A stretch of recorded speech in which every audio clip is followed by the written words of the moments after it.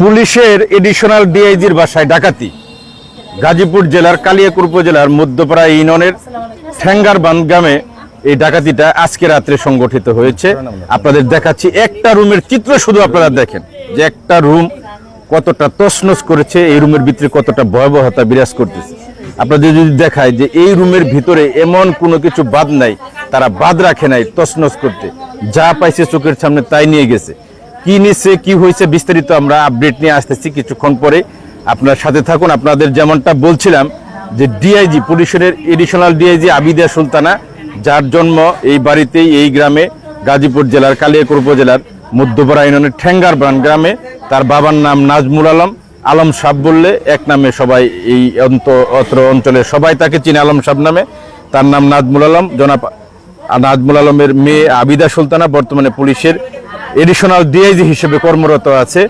তার বাসায় এই ডাকাতিটা সংঘটিত হয়েছে। আপনারা দেখছেন, সেই চিত্র দেখছেন।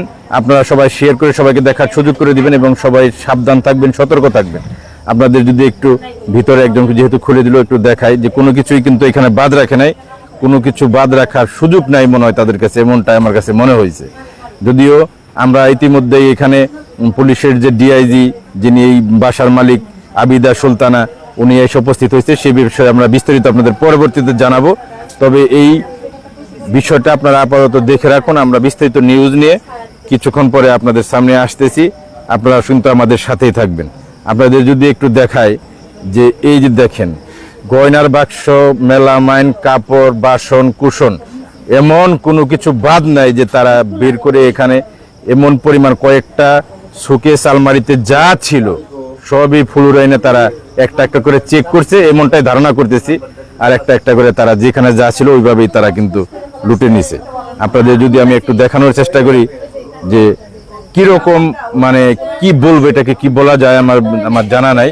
তবে এই ধরনের ঘটনা অত্র অঞ্চলে খুব কম ঘটছে। আমরা এই আশেপাশে আমার গ্রাম, পার্শ্ববর্তী গ্রামে আমার বাড়ি, কিন্তু আমাদের গ্রামে এই এলাকায় এই ধরনের ঘটনা আমি ইতিমধ্যে আগে কখনো শুনি নাই। খুবই অবাক এবং আশ্চর্য হয়েছি এই ঘটনাটা শোনার পরে। যেহেতু তারা আগে থেকে প্রভাবশালী ব্যক্তি, তারা এলাকার নাম করা ব্যক্তি, তাদেরকে সবাই এক নামে চিনে।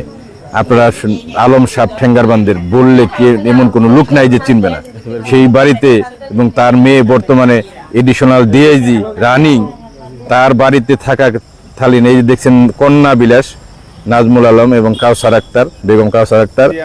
এই যে এখানে পুলিশ ইতিমধ্যে চলে আসছে, আপনারা দেখছেন বাসার সামনে পুলিশ আসছে, এলাকাবাসীও আসতেছে দেখার জন্য, সবাই ভিড় করতেছে, আত্মীয় স্বজন যারা আছে। চলেন আপনার বাড়ির ভিতরে একটু সামান্য দেখিয়ে শেষ করি।